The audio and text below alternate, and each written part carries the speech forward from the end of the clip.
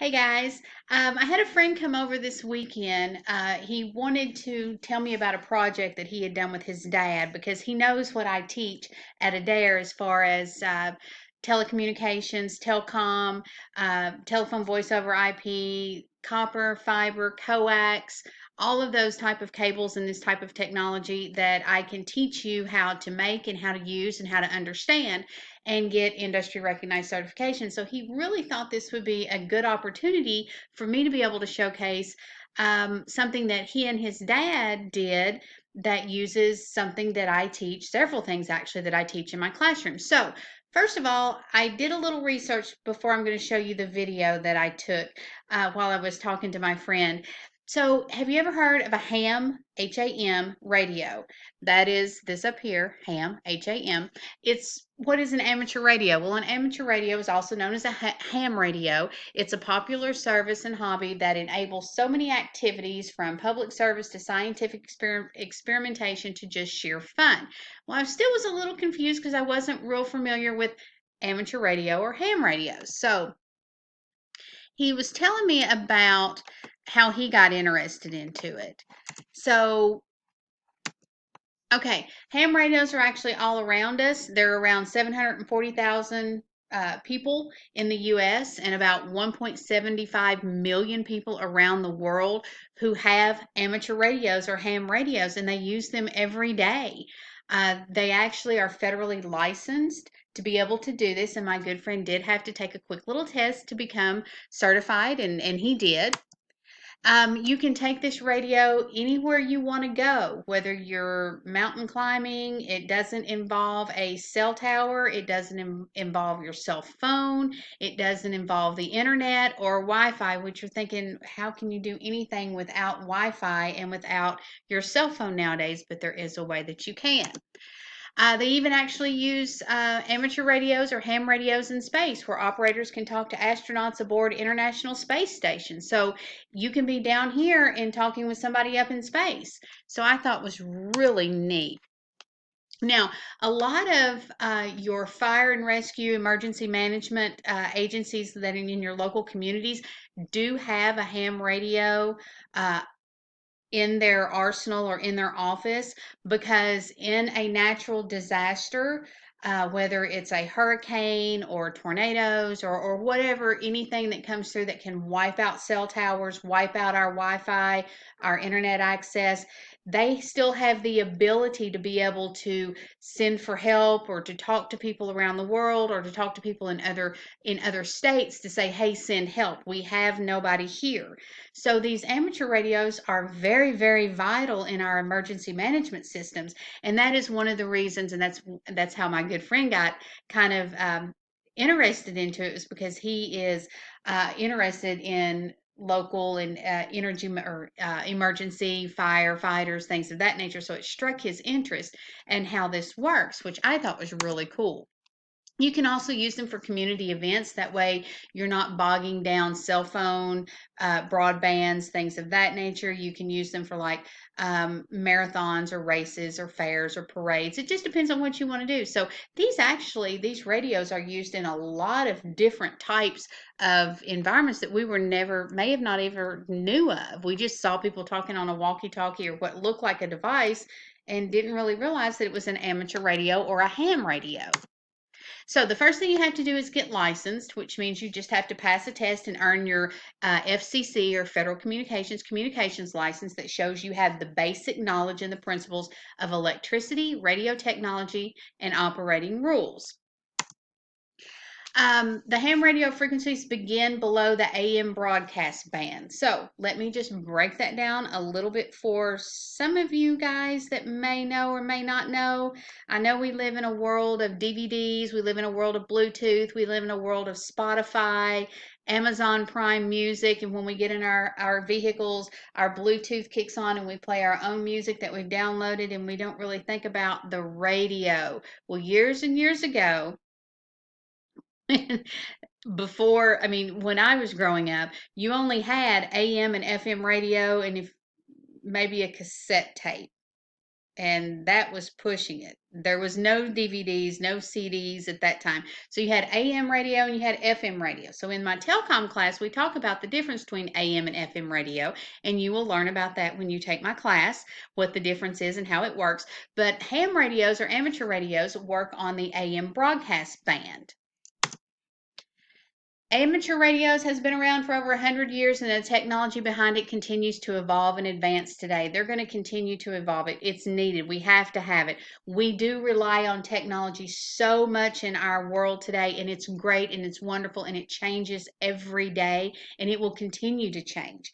But we have to be able to have a way to communicate with people if and when technology has a hiccup or it breaks down for a while, because it's going to happen. As much as we hope it never does, it's still going to. And I ask my students a lot of times in my classroom, if if your Wi-Fi goes down, your internet goes down, and you needed to call your best friend, what's his phone number? They have no clue. They say, well, it's in my phone. Well, you can't, technology's down, you can't call.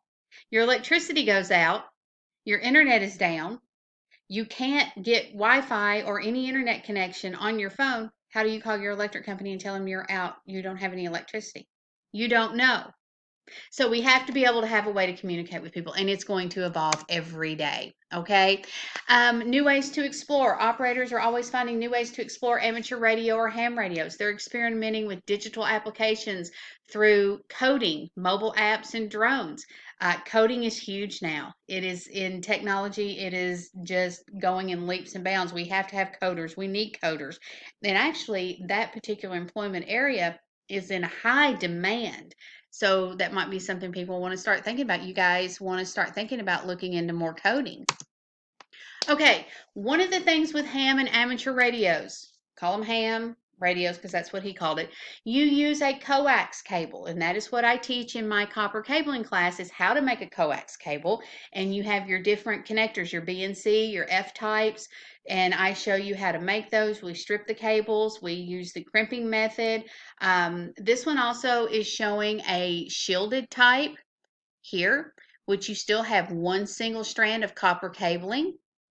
So your coax cable, when you're building your ham radio or your antenna station, is kind of like your spine or your backbone. Okay, it's going to help transmit your information. So that coax cable that you learn how to make in my classroom is going to help you build your amateur or ham radio. Now, don't stress about these words that you do not know yet. If you're using an antenna that is designed to deliver a 50 ohm impedance, it's best to use a coax feed line to provide a 50 ohm antenna system impedance for your transceiver. You know, even these 50 ohm antennas can be a little off at times. You may need to fine tune them physically or cutting or adjusting them to correct the length as discussed, etc., etc. I don't really want to go into a whole lot of that because those are a lot of big words that you haven't learned yet because you've not taken my class. Again, these are buzzwords that you hear in my class. So in that previous slide that I just showed you, there was words that you have no idea what they mean. You have no idea what the definitions of decibel is or impedance or ohms, but you're going to learn those in copper cabling, fiber optics, telecom, and home audio. We talk about decibels in home audio because our human ears can only tell the difference when a volume of sound changes in a 0.3 decibel level. So if I go from 42 decibels to 43 decibels, I can't hear the difference in the sound. It has to be at the minimum of 3 decibels for my ears to be able to hear the difference in sound. So you're going to learn about decibels. You're going to learn about impedance, and I kind of have the definitions up here. You're going to learn about ohms and Ohm's law and how to calculate ohms in my classroom. And I know that may sound like it's boring or whatever, but when you put it into practice, it's actually kind of neat, okay? So even though when I'm talking about ham radio or amateur radio and what my good friend Andy has done, these are things you learn in my classroom, not only how to make the coax cable, but how he's going to be using the coax cable. But you're also going to learn about these buzzwords that even though they sound like, I don't know, this is way too much, I don't want to know this, They actually are very, very interesting, and it's not that big of a deal. And I tell my students every day, failure is not an option in my classroom. We will learn it together, we'll figure it out together, and we will put real life experiences with it so you can understand it. We will break it down however we need to. Don't overthink it. It's not that difficult. Okay, so let me introduce you, and let's see if we can get this video to go here. An opportunity has presented itself, and I'm here with my really good friend.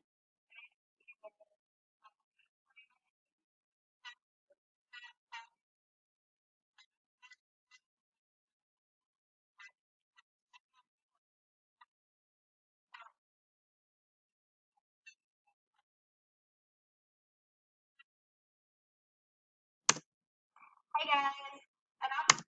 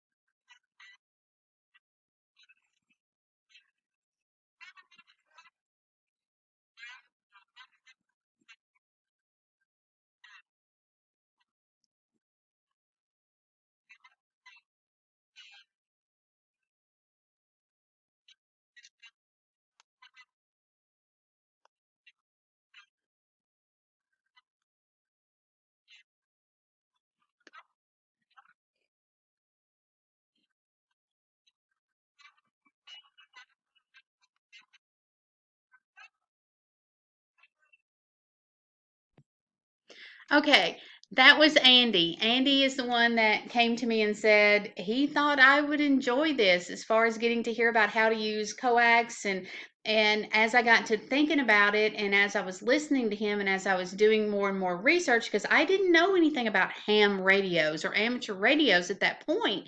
Um, it amazed me of how much you can learn in my classroom as far as not only how to make a coax, but talking about how the decibel and decibel loss and how to measure impedance and how to use Ohm's law, and we can figure voltage, we can do resistance, and we learn all of those things basically that you could take back into your own home.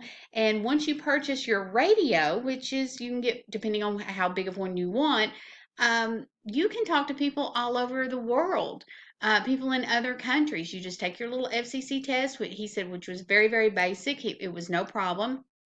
um, you can talk and learn about other cultures. You can use it in emergency situations. You can use it to share ideas. So I thought this was something really, really neat, and I really wanted to show this and share it out because it really amazed me what all is out there based on what you can learn in one of my classrooms. And so, anyway, I hope you enjoyed this, and I will see you guys soon.